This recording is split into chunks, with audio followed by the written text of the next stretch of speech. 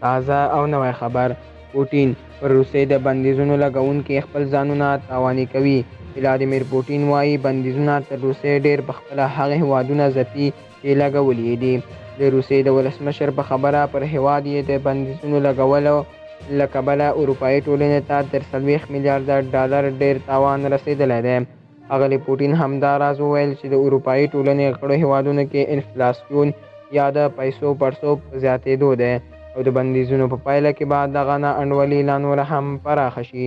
ښاغلي پوټین دغه څرګندونې په سینټ پیټرزبرګ کې اقتصادي غونډې ته کړې دي چې د روسیې په ګډون تر 40 د ډېرو هیوادونو لوړپوړي چارواکي او استازي پکې ورټول دي.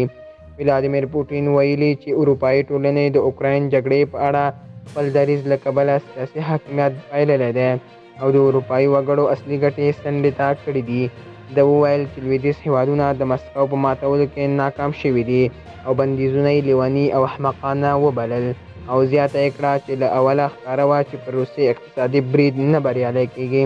د یادولو ده چې اوکراین او روسیه په نړۍ کې د غلې دانې تر ټولو لوی صادروونکي هیوادونه دي، خو د جګړې له کبله له اوکراینه صادرات بند دي. امریکا ځان ناګاره اچولی چې ومني. نور ځواکمن هیوادونه هم شته. ولادیمیر پوټین پر امریکا هم نیوکه وکړه چې ګواکې ځان یې ناګاره اچولی چې ومني په نړۍ کې نور ځواکمن هیوادونه هم شته. هغه وویل چې لویدیځ هیوادونه تر اوسه د تېرې پېړۍ فکر لري، له نورو هیوادونو سره د مستعمرو په توګه چلند کوي.